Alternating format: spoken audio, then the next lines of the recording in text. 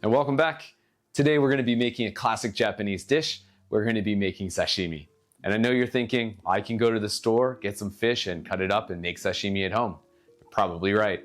But today we're going to spend a little bit more time and we're going to be making some pretty sexy sashimi. So let's get started and make some sashimi at home. So first we're going to make a sauce, and we need to add 1.5 tablespoons of ryorishu or cooking sake, 2 tablespoons and a teaspoon of mirin or sweet cooking sake. Because we're working with some booze, let's cook it off a little bit with high heat on our frying pan.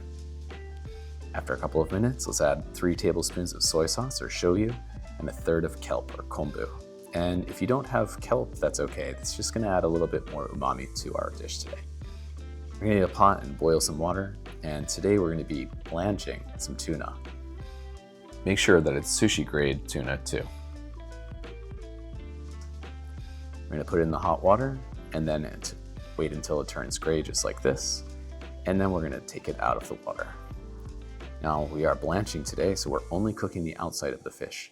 So as soon as we take it out of the boiling water, let's put it into an ice bath. Make sure that your ice bath is nice and cold and there's lots of ice cubes in there.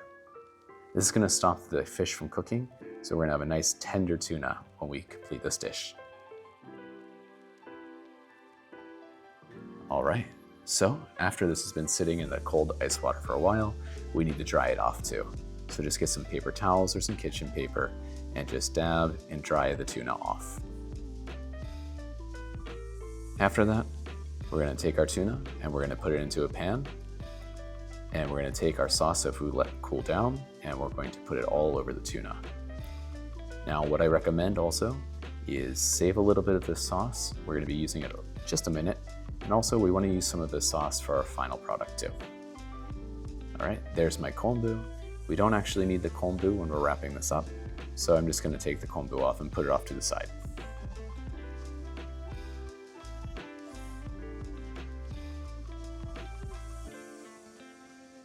Okay, so next, you want to get a paper towel or some kitchen paper again and put it on top of the tuna. Try to get as much of the sauce that you've made into the paper towel.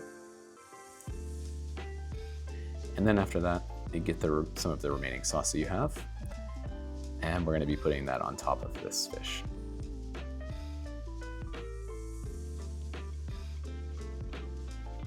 After that, get some saran wrap and cover up your fish. We're going to be putting this in the refrigerator for no less than 6 hours. Half a day or overnight is great. Make sure it's nice and airtight, just like this. And then after 6 hours, this is what mine looked like.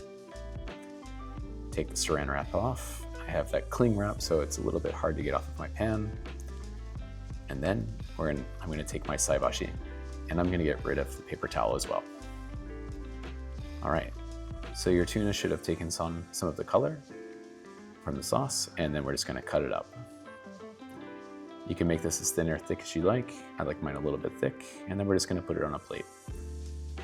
Try and keep this nice and neat. But as you can see, the inside of the tuna is still raw and the outside of the tuna is cooked. All right, after you have everything on the plate, it should look something like this. Now today what I've added are some cut up green onions and also wasabi.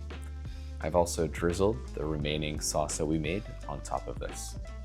You can add more soy sauce if you want, but I think that the sauce we made is best with this fish. Try it without the wasabi and green onions first, and then just add little by little. It's really your preference. Enjoy this dish. I hope you enjoyed making it with me today. Yeah, as always, thanks for watching.